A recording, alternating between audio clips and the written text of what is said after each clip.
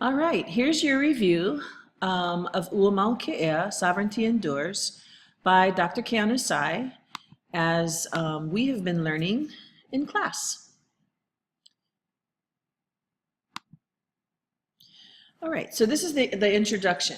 In the late 1700s, the archipelago of the Hawaiian Islands consisted of 4 separate and distinct kingdoms. Hawaii Island was under Kamehameha, and Maui, which included both Lanai and Kaho'olawe, was under Kahekili. Kauai over here with Ni'iha was under Ka'eo, and then Oahu and Molokai were under Kahahana. In 1783, this kingdom here was conquered by Kahekili, and so all of this here, which was pretty much bigger territory than what Kamehameha had on the island of Hawaii.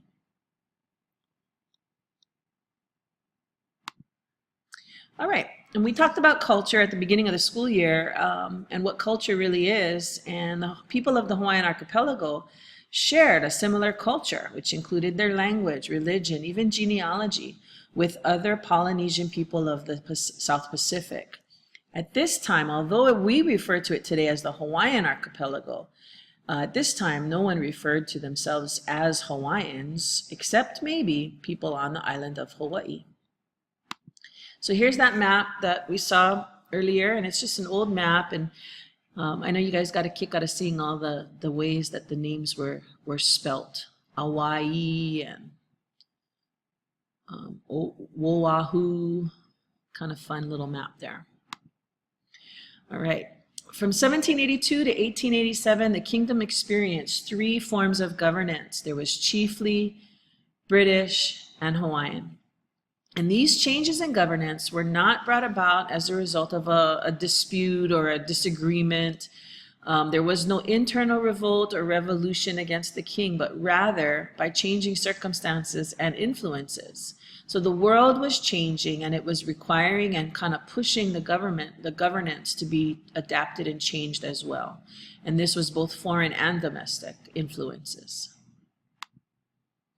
Now the island kingdom of Hawaii.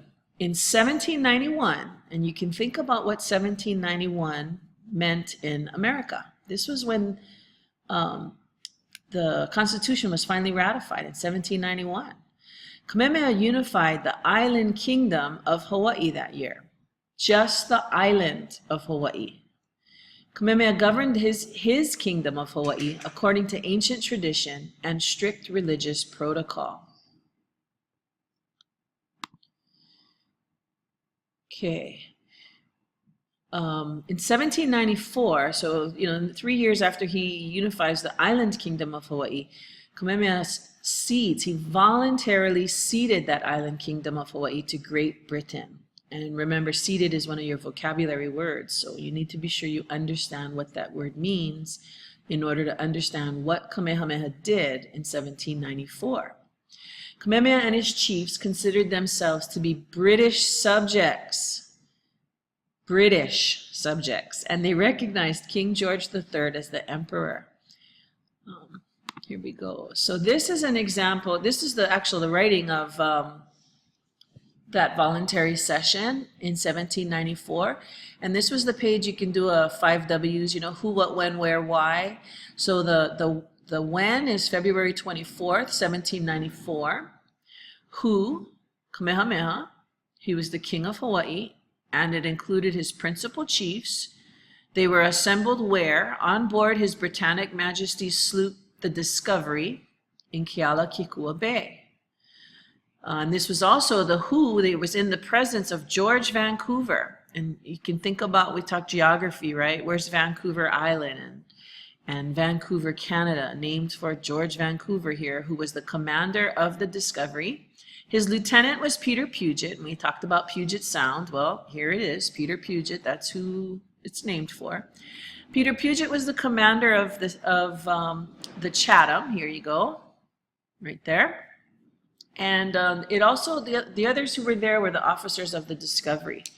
And it states that after due consideration, they unanimously ceded the island, the said island of Hawaii, to His Britannic Majesty and acknowledge themselves to be subjects of Great Britain. Okay.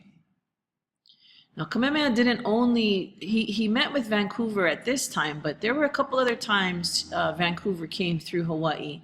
In 1810, this is another communication sent from Kamehameha to King George III.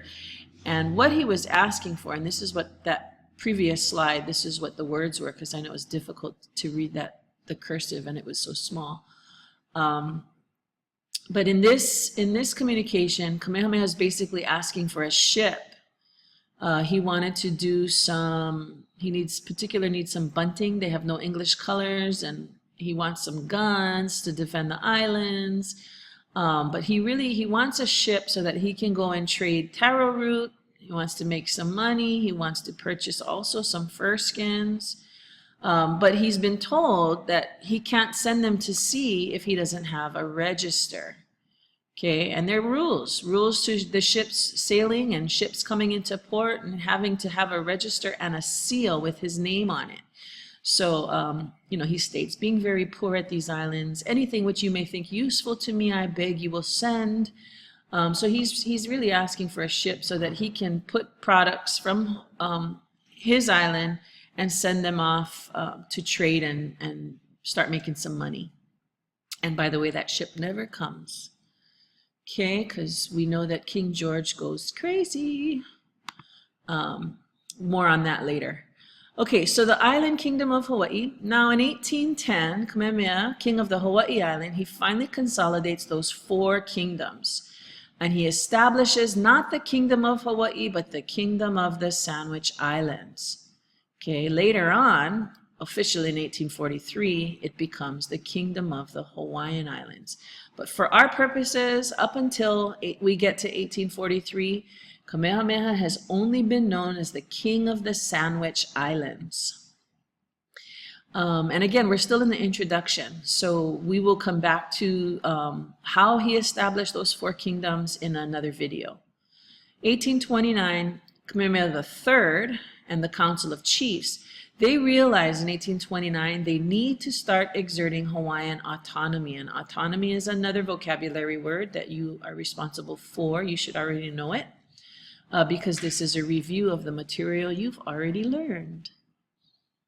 Okay, November 28th, 1843, Kamehameha III achieves formal recognition of the Hawaiian Islands as an independent and sovereign state. And this is by proclamation of Great Britain and France. I'll be sharing in the next slide or two example of the Anglo-Franco proclamation. It was a joint proclamation. But on July 6, 1844, the United States formally recognizes the Hawaiian Islands as a sovereign state. So we get it from all 3. Kamehameha III is successful in getting from the 3 major world powers, all of whom are kind of into, well, especially France and Great Britain, colonizing places.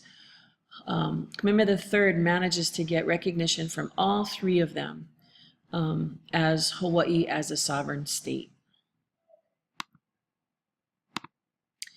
And this was the U.S. recognition for independence, what led up to it, because this is, you know, this is 1842, and that final one comes in 1844.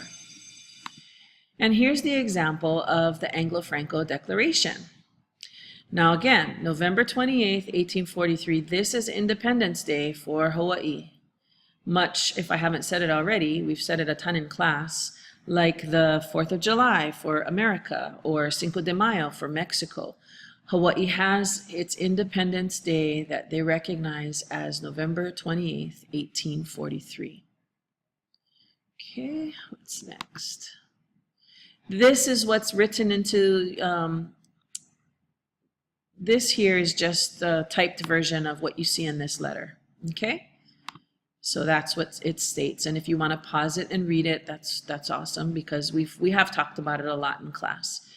And there's J.C. Calhoun, who was the Secretary of State for the United States of America, and it was him that informed everyone the president recognizes. And there's his version with beautiful, beautiful cursive handwriting.